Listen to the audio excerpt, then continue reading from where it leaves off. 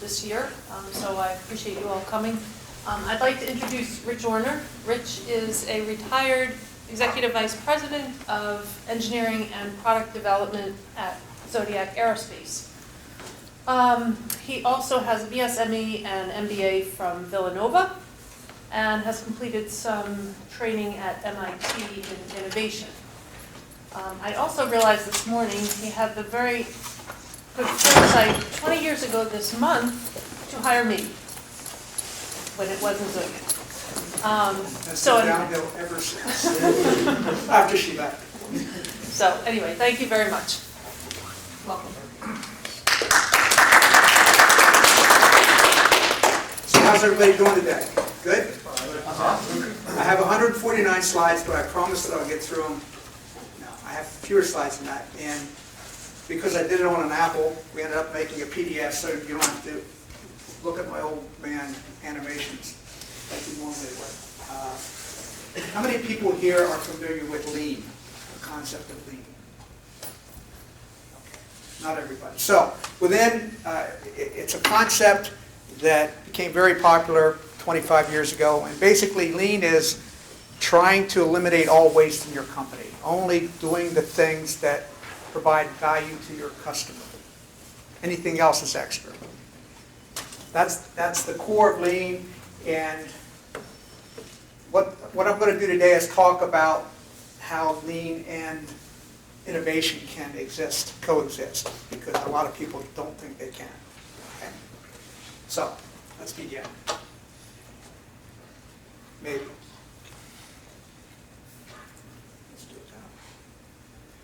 So I worked for Zodiac Aerospace, established in 1896, the oldest aerospace company in the world, started with a bunch of guys putting up hot air balloons in 1896. Today there are about 30,000 employees worldwide. It was just recently purchased by Safran, which is another big aerospace company. So they're now in the top 5 aerospace companies in the world. My part of that business was on the arresting systems side. Aircraft arresting systems. Think about what's on the aircraft carrier, brings the plane to the stop. That's what we did, although our stuff, for the most part, was land-based. We had over 5,000 systems, almost 60,000 systems worldwide.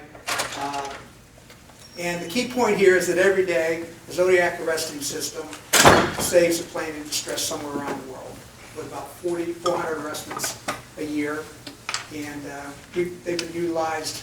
The U.S. Air Force is one of our main customers, and has been used by the Air Force and the Marine Corps in the current conflicts.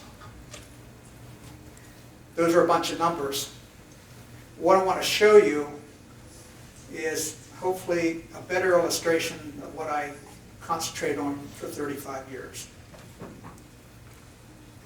So, Australia, Royal Australian Air Force F-111 couldn't get its landing gear down. What's unusual about arresting systems is they're typically only used in emergency conditions, and therefore there's not a lot of video coverage. No one knows it's going to happen.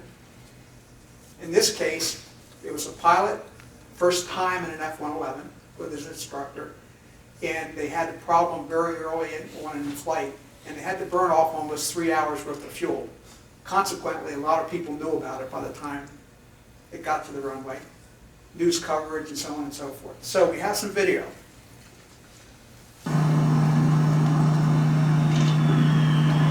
That's the tail hook dragging on the dirt.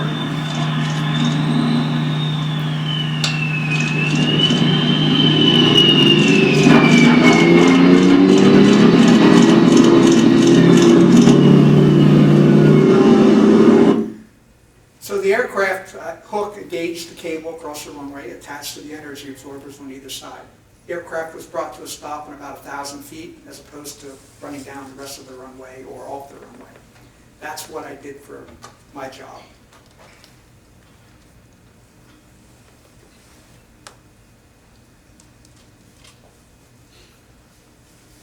So today I'm going to talk about innovation, as I said, innovation within a lean environment, creating an innovation process and getting people engaged in innovation, strengthening your competitive abilities while applying lean standard work methodology. That's key to the discussion.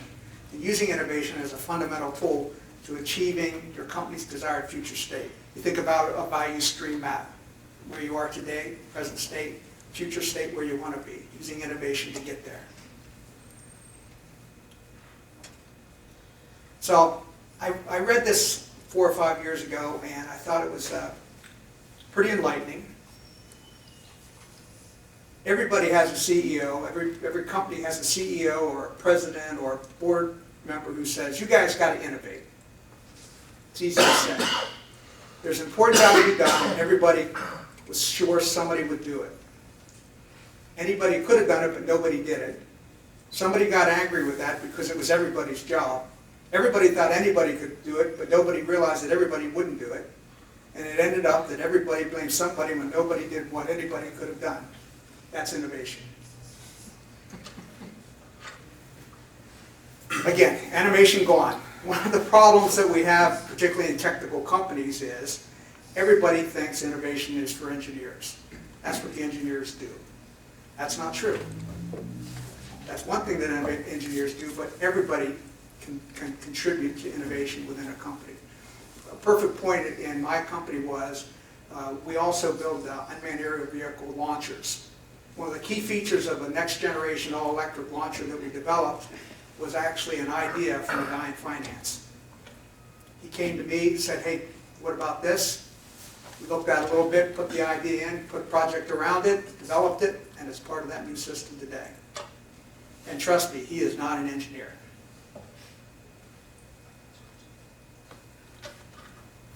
The other one is, I'm an engineer, I innovate every day.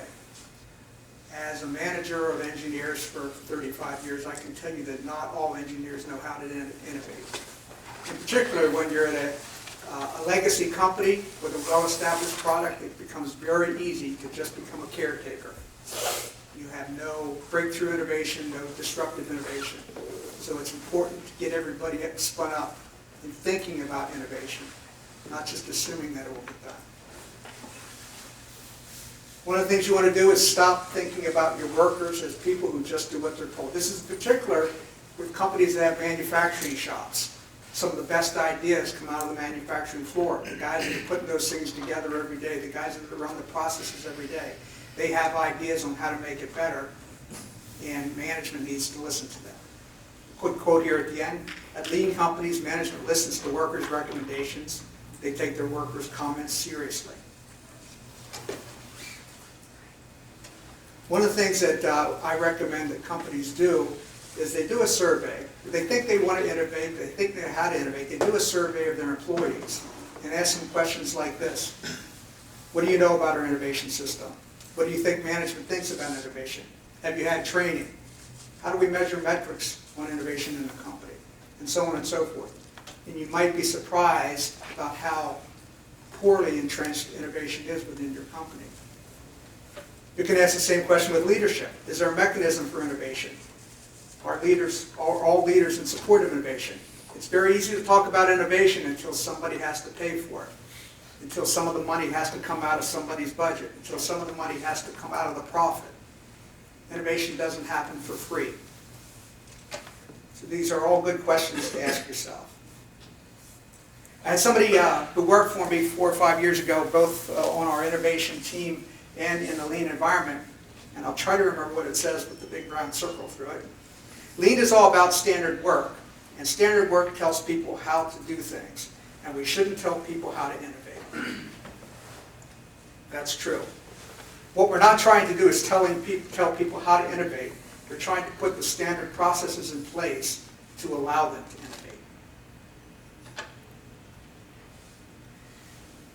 Again, people think lean innovation can coexist because lean eliminates everything that's not going in the customer's hands that day. But both of them relate to value.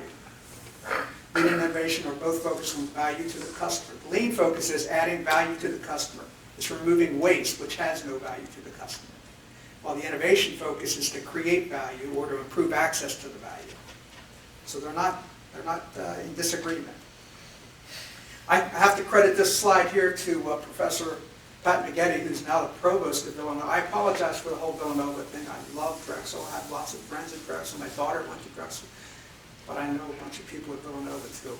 Pat Baghetti's the provost. At one point, he was the director of the Center for Innovation, Creativity, and Entrepreneurship. And he gave me this slide. And if it was animated, you see that one of the things you have is you have people with expertise, you teach them creative thinking skills, and then you motivate them.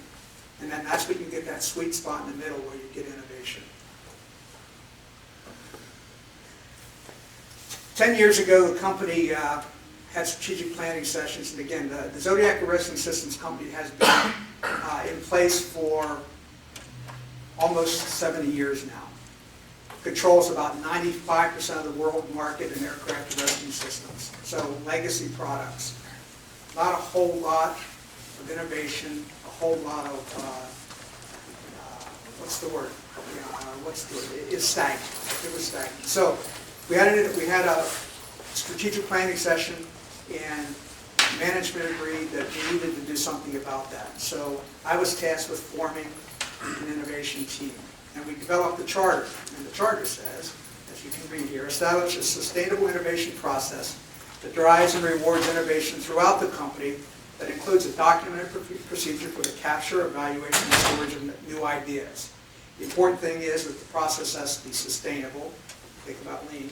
We have to reward and recognize the employees. We have to document it. And we have to get new ideas. That's the bottom line. That's the whole reason for doing it. So using that charter, a couple of things happened. We formed an innovation team. This was 5 individuals that worked with me. They had their regular jobs. We had 2 engineers, a financer, somebody from field service, and somebody quality assurance working with me. They had their regular jobs to do. In our spare time, we worked on innovation. We had to have executive support and oversight. If the management team, if the president, the CEO is not behind it, it's not going to work. We developed standard work, again, thinking about lean principles. We developed an idea database. So the people with ideas, get them in, we could evaluate them, and actually pursue them, as opposed to just giving them lip service. We developed innovation time. We'll talk about that a little bit more. And there's a whole lot of collaboration. PID crew manages the innovation time, administrates the idea database, reports to the investment council, and basically walks the walk, does the talk, works all throughout the company, works to improve and sustain a culture of innovation. Here's my innovation. Standard work includes innovation orientation for all new employees, an idea review, metrics, I-Council reviews, monthly reports, innovation time, and a monthly newsletter. The executive oversight. We developed a thing called the I-Council. I don't know where we got the I part from, but the I-Council stood for Investment Council initially. Consisted of the CEO, the CFO, the business unit presidents, the business unit R&D managers, marketing managers from the business units. They approved innovation time projects, future development projects, investments for the production and processes, idea database approval, and changes to the processes. Good quote. Exploration is the engine that drives innovation. Innovation drives economic growth. Innovation is neat. Most of us like to create. The reason why you innovate in a company is to make money. Economic growth. So ideas. How many people attended the lecture 2 months ago? About 2 months ago, where we talked about the idea process, ideation. Everybody needs to have one of them. This is a kind of a dumbed-down version of the idea flow that we developed within Lotus Notes. Lotus Notes being the platform of choice for Zodiac. Somebody put their idea in, and if you look here, right here, it's the outcome, the results of those ideas. It could be a potential project, could be a just do it. It's a no-brainer. Go take care of it. Parking lot is our way of saying thanks but no thanks. We might come back to it later, but maybe not. More information needed, a whole lot of them. You'll see that a little bit later. New projects, potential projects, IP. Is it patentable? That put it into a whole other cycle where it wasn't publicized until we got the IP taken care of.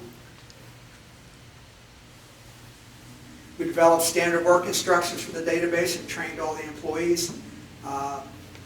can't see it with the animation, but basically if you got on the Lotus Notes, there was a screen that you went to, put your idea, hit send, and it started the whole cycle.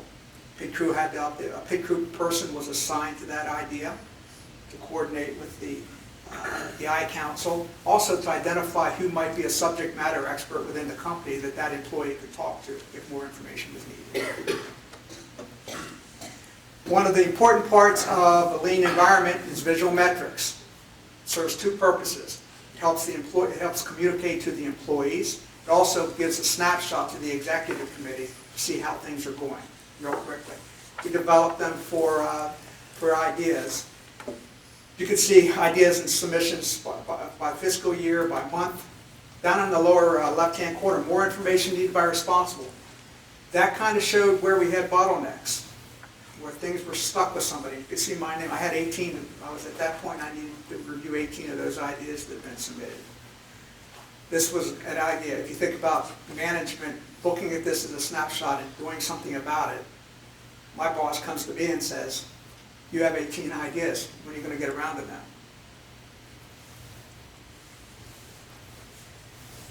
In addition to the idea database, we implemented a thing called Innovation Time. If you've heard about the famous 3M projects where employees were given money or time to play, it's kind of along those lines. A little bit smaller in our version, 4 hours a week for 6 months. People submitted ideas. I'd like to work on this. They had 4 hours a week, 6 months, and a handful of cash if they needed to buy things to develop those things. Actionable ideas leading up to R&D activities, business opportunities. The pit crew, the innovation team, helped them out in that regard. And some of the things that followed up, yeah, it's just a typical schedule, the 6-month program. Again, back to lean, standard work. We had an action item list. Because we had 5 members on the innovation team and we rotated who was in charge of running that 6-month event, we developed standard work so everybody did it the same way. Action item list for the pit crew, for the innovation team, the agenda and schedule, the project ranking. Ultimately, we have these 6 individuals coming out with projects at the end, and somebody needs to take a look at them and see if they're viable to move on. Back to the I Council, a standard process, a standard ranking system. And finally, reward and recognition. Participation recognition letter from the CEO went to the employee, to the employee supervisor, and the employee's HR file, personnel file. In addition, there was money associated with it if it became a patentable item. Sometimes people would be invited to participate on an R&D project, follow up to their idea. Sometimes they didn't, the guy from finance, he didn't really know what to do once it got down to the shop floor. In other cases, it could have been a designer who wanted to participate the whole way through. To support those folks, because again, we're talking everybody from maintenance mechanics on the shop floor to the finance guys. Not all of them have the same expertise in regards to creativity, working on a project, developing, using a scientific method, and so on and so forth. So we conducted training. This is the part where I lose my voice. We conducted book clubs. About the team would get, the five or six of the participants would get together and we talk about a book about innovation or article about innovation and share. They brought articles in to talk about. We did excursions. We visited other companies. In some cases, an employee would ask to go visit, a company that was associated with his idea. That was fun as well. And we did small creativity labs. We initiated a time block, daily emails that went out to the participants, basically to let them know we're still thinking about them. Reminders that tomorrow is the next review cycle. Company info, more articles about creativity, feedback, and basically to keep things going so it didn't slip in the back of everybody's mind. Because again, they're all working their full-time job, except for those 4 hours a week. And sometimes their boss had to be reminded about those 4 hours a week. The I-Council staff met with those folks on a periodic basis to hear their ideas and progress. It's all backed out to support. How can we help? Have you thought about competition? Does it fit our core competency? If not, what can we do with it? Is there intellectual property?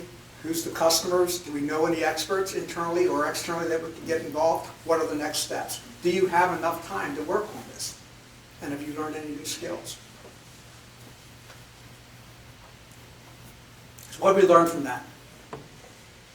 A lot of companies restrict internet access to employees below a certain level. You need to let them have internet access. Google's a wonderful thing to get started. Give them a budget. Prototypes are great. Facilitate outside support. One of our guys was working on utilizing some of our EMOS product, that waste from one of our product lines, to use as sandbag filler material. Had to go out and talk to folks in the field about whether or not it would work. Location, location, location simply means they need to get away from their desk or their station to work on this stuff. Keep things confidential within the company because of the IP aspects. And track the time spent. Innovation is part of everybody's job, and if they forget, they might stop working on it. Ultimately, it resulted in a science fair, just like most of us have participated in high school, maybe here. Trifold boards. Excuse me. Every employee in the company went through the science fair. Everybody had a passport to get stamped at each station. Everybody voted on the projects they liked, and actually the most popular project, I guess, from all the employees' votes was awarded a cash prize as well. Here's some of the results as of last year. One new project was actually that all-electric launcher that I mentioned came out of the innovation time. 10 potential projects. Those are projects that had not yet been funded. A new business model proposal on how to handle our commercial airport business. A new market study. I can't tell you what that one's about.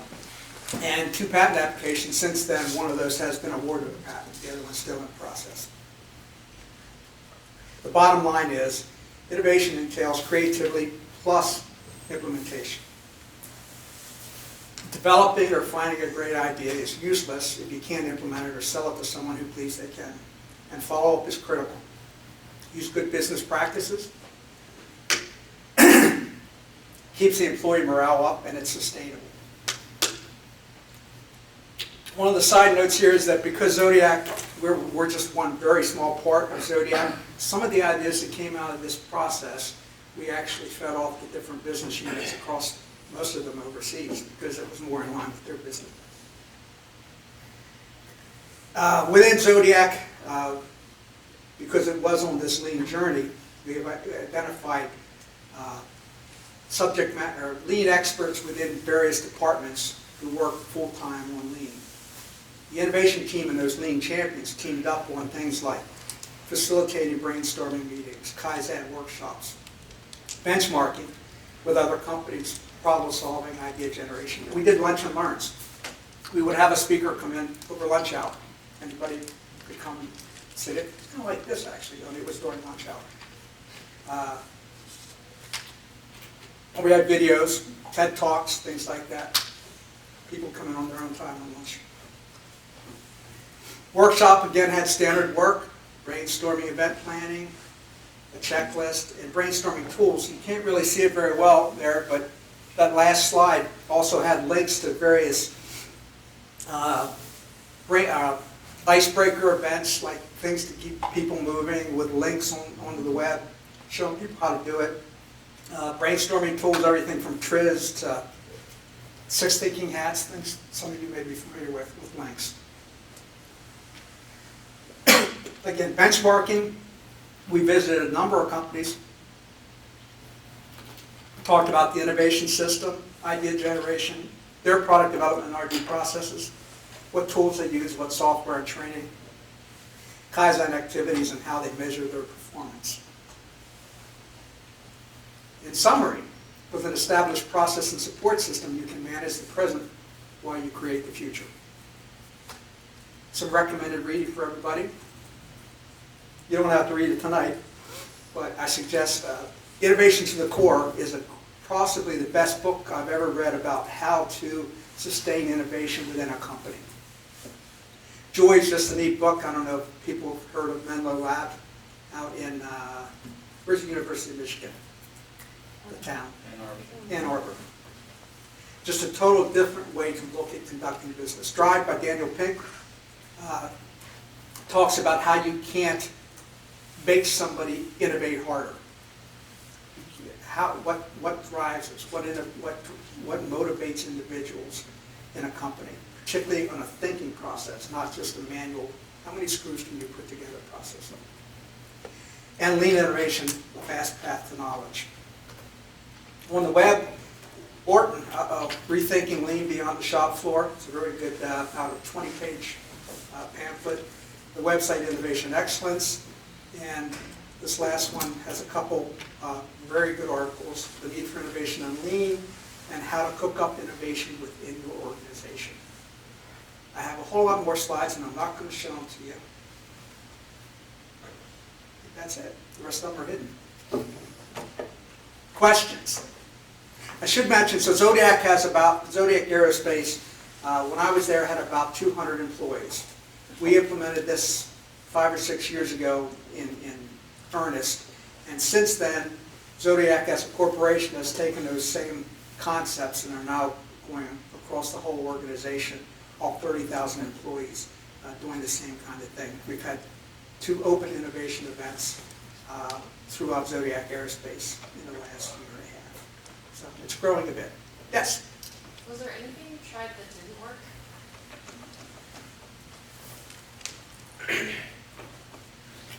Yes. There's a quick answer. We had to become, when we initially introduced the idea database, we did not anticipate how popular it was going to be. So think about it, 5 employees, regular job, and their job is to babysit the idea database in their spare time. In the first 9 months, we had 600 ideas. We couldn't keep up. You don't keep up. When Julie puts an idea in and she doesn't hear how it's going, Julie gets pissed off and says, I'm not putting any more ideas in. So we had to learn how to manage that process better. And what ended up happening was, literally, we had to assign ourselves a period of time every week where we locked ourselves into a conference room and processed ideas. So we learned from that. The innovation time thing, again, we're talking about across the whole strata of employees. And as engineers or technical people, you forget not everybody thinks the same way that you do. So if I said to you, go ahead, go work on your project. You got 6 hours a week, 4 hours a week, and $500 cash. In a month, I'll get back to you and let us know how things are going. You'll probably go ahead and do that. If somebody, it doesn't matter where they're from, somebody from the shop floor, you say that to them and come back to them in a month, they'll say, I didn't know how to get started. So you have to really look at, you're teaching everybody from kindergarten grade to 12th grade. You know, it's a one-room classroom in that respect. And you have to recognize the different type of support needed for the individuals participating. Yeah. How did you come up with the time allotments? Like, I guess, compared economically to, so like 4 hours a day, Yeah. or 4 hours a week, and then 6 months versus maybe a year in length. Like, how did you boil it down to 4 hours is good and 6 months is good, type of thing? The way it initially played out was, I went to the staff, went to the CFO, went to the CEO and said, how much can we afford? Okay. And they said, whatever the number was, $500,000. Okay? So divide that by X number of dollars per hour, blah, blah, blah, work through that. And I went back and got $700,000 because 500 didn't look like enough. Gotcha. Right? And sometime we went through 7 cycles while I was there. And some cycles we didn't spend all the money. And other cycles we ran out. Ideally, you'd want to be able to give somebody 40-hour, a whole week to work on things. Right. And that was just a tough sell. Not so much because of the money, but because of the managers that we're counting on. The people that are putting these ideas in that want to do stuff are, generally speaking, already outstanding employees. So it's difficult to say to their manager, by the way, he put in a great idea, I'm taking him away from you for the next 6 months. Tough to do. Yes, sir. Are all the innovation ideas associated with lean, meaning that you're looking to improve some process, but obviously it's related to your line of business? No, right? I mean, some of them were. I mean, I would say probably 95% of the process-related ideas were related to lean. Okay. The product and new markets and things like that, not related to lean. We simply utilized lean methodology to process, to work through the steps with them. Also, sometimes associated with lean is Six Sigma, Yeah. which is probably more quantitative. Do you also get involved with that? Lean We and had about half a dozen black belts Okay. as part of our lean champions. Yeah. They were all Six Sigma folks. Not all of them were black belts, but 6 of them were. Was it training that your company did itself? Now we outsourced it. I mean, we sent them wherever. Somebody agree? Yeah. I'm curious to know how many of the innovative projects did make up to patents, or how many were absorbed in the current projects running in a commercial basis? Well, when I left the company almost a year ago today, amazingly, thank you, Julie, there's a memory. At that point, 2 of them had been submitted for patents. 1 of them was patented, and I think are you familiar with provisional patents? No. So provisional patent is something, it costs a fraction of what a regular patent costs. And it basically says, I think I have an idea, and the fee is only like $500 or $700. You have 1 year to do something about it.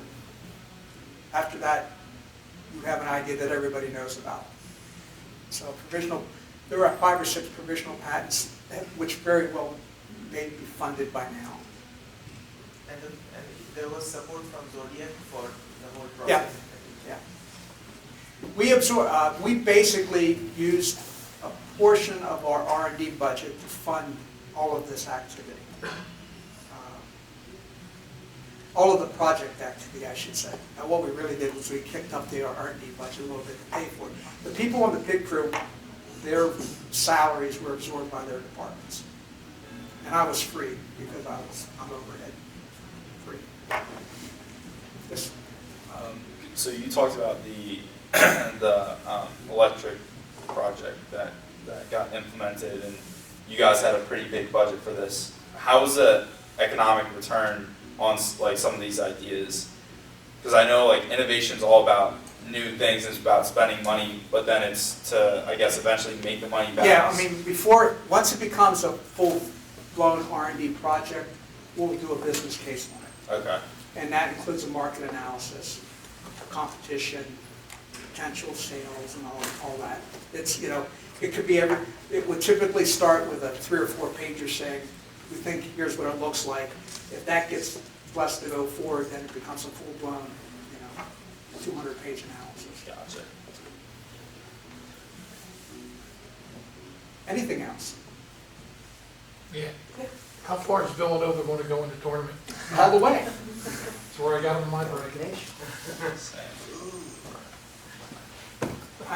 One game at a time. Yes. Coach Wright is correct in that regard. They could lose tonight for all we know, Yeah. right? It's a really good coach. Anything. I was actually curious as to what the response was across the spectrum of employees that you have. There were, I try to keep this short, George. There were employees that we knew would be good at it that had to be convinced they could do it, right? Guys on the shop floor that have the good ideas every other day. If we just, come on, let's work on the project. No, you had to talk them into it. We had engineers, one engineer, do you remember Jack Sheet? PhD, doctor, probably the smartest guy in the company. I innovate every day. I don't need a project to do. I don't need a project to do that. What have you done lately? Yeah, I innovate every day. Well, what's your idea? Who's the customer? I don't have a customer. I'm in R&D. You don't have a customer. You don't have a project. I had quite a few ideas put in where we would go back to the person and say, we need more information about that. And the response was, well, if I knew you were going to ask me for more information, I wouldn't have put the idea in. And you'd know the idea had value, but it needed that extra step. It's one thing to have a light bulb, it's another one to have a light bulb that actually turns on. Yes? Do you provide training to help them actualize those ideas more? Oh, yeah, yeah. And again, it varied from employee to employee. I had somebody with an idea out of the project management group. They needed less help, managing their project, if you will. But that was one of the, once we got the process in place, that was the main focus of the innovation team, was to help the people involved.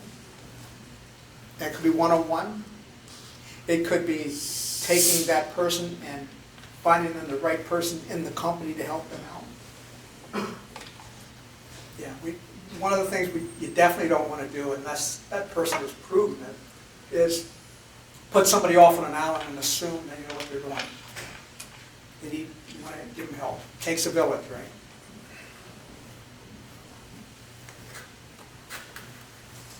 Bueller? Yeah. Sorry, another question.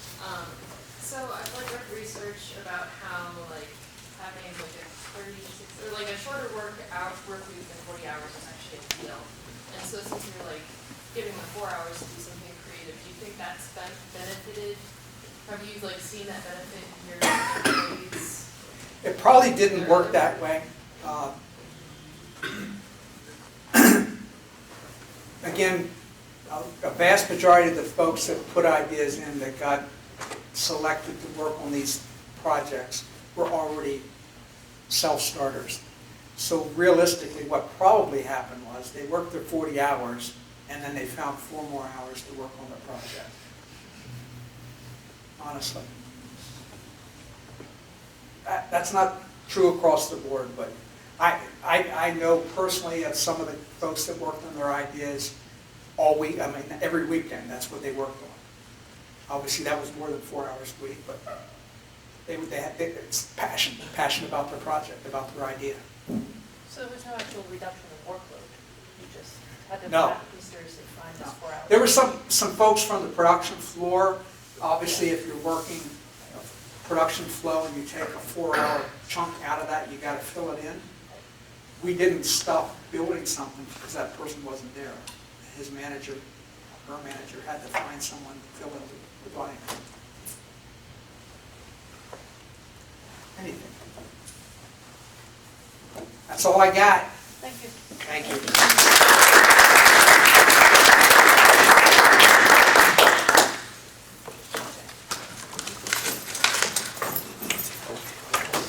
What's up, Josh? What do we do for witness? We can't respond, then we're gonna wing it. Then one of us is gonna have to bullshit that letter.